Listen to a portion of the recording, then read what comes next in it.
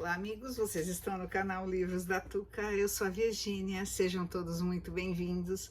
E hoje estou aqui para conversar com vocês sobre mais um livro incrível da Rainha do Crime, Um Crime Adormecido. Um livro que eu ainda não havia lido, tá? Já comentei aqui com vocês, né? Incrivelmente, não sei, me passou despercebido esses anos todos. Adorei. Aguardem aí, já.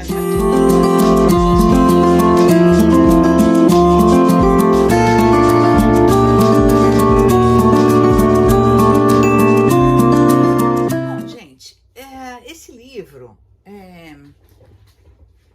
é sobre uma moça, né? Na verdade, um casal, né? Que eles moram no exterior, se eu não me engano, é na Austrália, não tenho bem certeza. E eles vêm para a Inglaterra, né? Eles resolvem se mudar para a Inglaterra. A moça, a Gwenda, ela foi nascida lá, ela sabe que sim, mas como a mãe dela faleceu muito cedo, ela foi enviada para viver com a família, acho que é Nova Zelândia, né? Acho que é Nova Zelândia ou Austrália. Então, ela pouco tempo teve contato com a Inglaterra em si.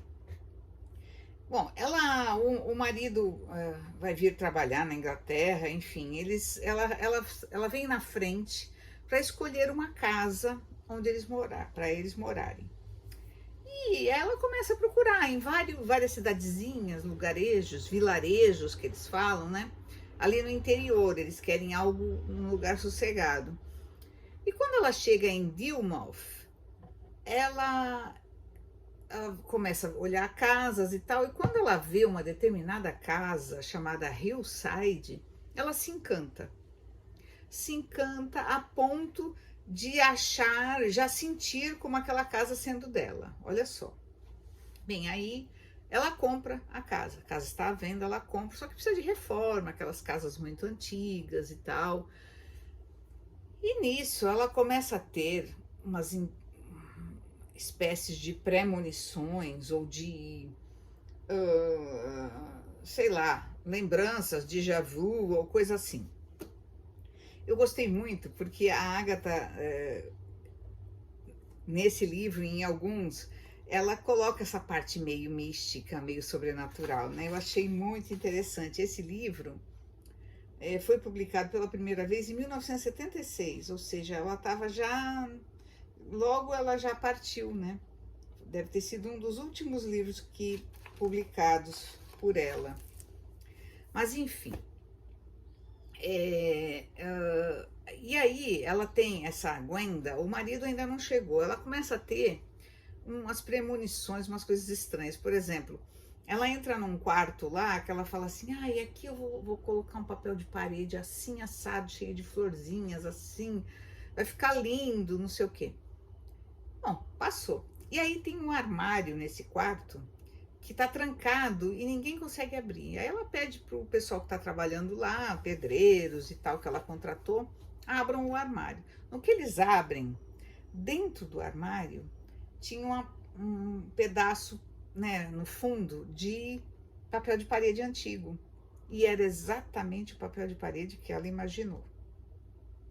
Estranho, hein? Primeiro ela sentiu que já esteve ali, depois isso. Aí, um dia, ela tá descendo as escadas, ela ia se dirigir à sala de jantar. E aí ela vai reto, ela tá meio distraída, vai reto, quando ela chega tem uma parede. Ela fala, ué, mas aqui não tem? Eu achei que aqui tinha uma passagem para a sala de jantar ou de estar. Aí ela dá a volta, ela fala, mas que estranho. Aí ela conversa com o pedreiro vai ali olhar e fala assim, não, a senhora tem razão, isso aqui foi fechado depois, aqui tem uma passagem, sim, teria, né, na casa original, uma passagem para a sala de estar. E aí parece que é só um gesso, tipo de um gesso, né, uma drywall, sei lá, e ela pede que eles abram aquela passagem. Então, sabe, detalhes assim, muito estranhos. Ela fala, caramba, o que será que está acontecendo? Bom, agora vamos voltar lá no tempo, né? Essa moça, o pai dela ficou viúvo muito cedo, né? A mãe dela partiu. e ele se casou novamente. E ela viveu ainda um tempo com o pai e a madrasta, né? Mas ela se lembra muito pouco disso, porque ela era muito pequena. Praticamente ela não se lembra de nada. Ela só sabe que foi na Inglaterra. Aí o que que acontece? Aí o marido chega e ela conta tudo para ele e tal. Ele acha aquilo tudo muito estranho. E aí eles lembram que havia uma pessoa que poderia ajudá-los, para ver se ela estava certa ou errada. O irmão da madrasta dela ainda é vivo e eles vão procurá-lo. Na época ele morava na mesma cidadezinha, hoje ele mora numa outra cidade, mas aí eles vão procurar. Aí conversam com ele e tal. Você tem certeza de que a Helen, né? A Helen é a madrasta. Faleceu, ela... Ah, sim, quer dizer, faleceu não. Tenho certeza que ela está viva, porque ela me mandou 2 cartas, né? De lugares que ela está viajando e tal. Aí eles ficam meio assim, porque... Ah, esqueci de contar. A Gwenda também teve um sonho. Um sonho, onde ela... Um sonho ou um déjà vu, onde ela vê uma pessoa, uma mulher morta, estrangulada, no chão da sala, né, no hall que eles falam, e ela só lembra que o nome da pessoa era Helen. E aí ela não lembrava do nome da madrasta, entendeu? Não tinha muito para quem perguntar. E aí perguntam para ele, e realmente é Helen. E aí ela começa a achar que ela foi assassinada e tal. E aí começa a trama toda, a pesquisar o porquê, o como, porque essa Helen morava nessa tal cidadezinha e ela era uma pessoa meio complicada. Ela teve muitos namorados e tal, ela era muito instável, ela achava que ia casar com um, depois dizia que não, enfim, aquela pessoa instável. E aí essa moça vai, até que ela resolve se casar com um rapaz, Walter Wayne, acho que é isso, da cidade também. Mas aí depois ela desiste do nada. Aí o rapaz fica tão desconsolado que vai morar na Índia, vai embora para a Índia, olha só. Aí passa um tempo, ela conversa com ele via carta, né, naturalmente, e resolve ir para a Índia para se casar com ele lá. Detalhe, essa toda é a madrasta da Gwenda, hein? Aí, só que aí ela vai, e na viagem de navio, não tinha avião na época, né? De navio, ela se apaixona por um cara casado que está também indo para a Índia. Olha só. E meio que tem um caso com o cara. E aí ela se apaixona. E quando ela chega lá na Índia, o coitado do noivo, entre aspas, está lá esperando, tal, todo animado. Aí chega, ela era uma mulher muito bonita, né? Vocês podem imaginar. E aí ele chega lá e fala para ele, ó, eu vim, mas eu já desisti, viu? Não tô afim mais de casar com você. Já imaginou, coitado do cara, ser rejeitado 2 vezes? Complicado, hein? E ela pega o navio e volta. Só que nessas alturas, o que era casado fica, né? Ele estava indo com a família para lá, para a Índia, ele fica. Aí na volta, ela conhece o pai da Gwenda, que também estava, ele já tinha ficado viúvo, ele estava meio que fazendo um cruzeiro, coisa parecida, para se distrair. E aí ela se apaixona por ele e ele por ela, e eles se casam assim que chegam na Inglaterra. Ou seja, era uma moça um pouco, né, volúvel e problemática. E é assim que ela acaba se tornando a madrasta da Gwenda. Mas a Gwenda não lembra dela, não lembra nem da fisionomia, nada, porque ela só tinha 3 aninhos, quando tudo aconteceu, teoricamente. E aí o pai pegou e mandou a menina viver com a família na Nova Zelândia, é isso. Família da esposa dele, da primeira esposa dele, da mãe dela.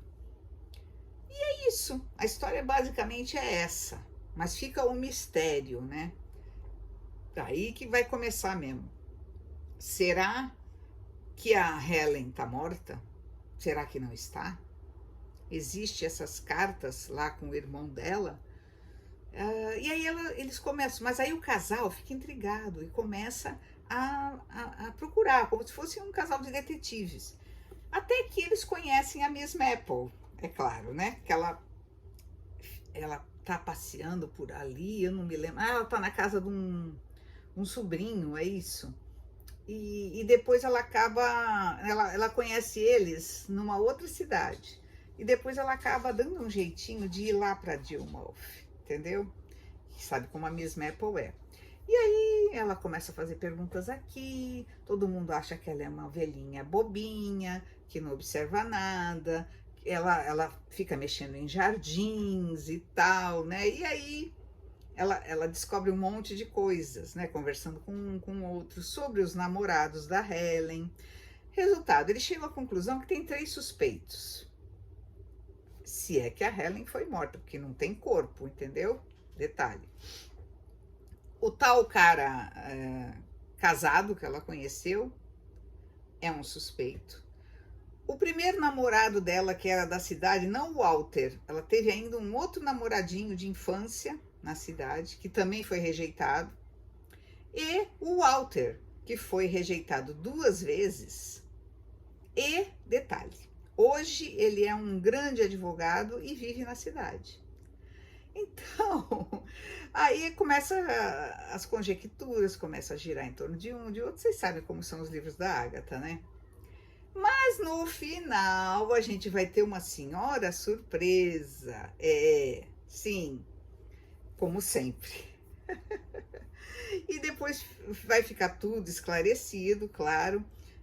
Depois de muitas reviravoltas, uma hora você pensa que é um, outra hora você tem certeza que é o outro, outra hora você acha que é o outro, enfim. Eu queria recomendar muito esse livro, gente, sensacional, tá? Agatha, como sempre, nos brindando com uma história que não dá vontade de largar. Você quer ler de uma vez. E é difícil, né? Porque todo mundo tem muita coisa para fazer, né? Ah, meus velhos tempos de quando eu era jovenzinha, que eu podia ler, sentar e ler um livro dela inteiro. Que saudade. Foi assim com Assassinato no Oriente Express, que eu ganhei da minha madrinha, mas eu tinha 14 anos.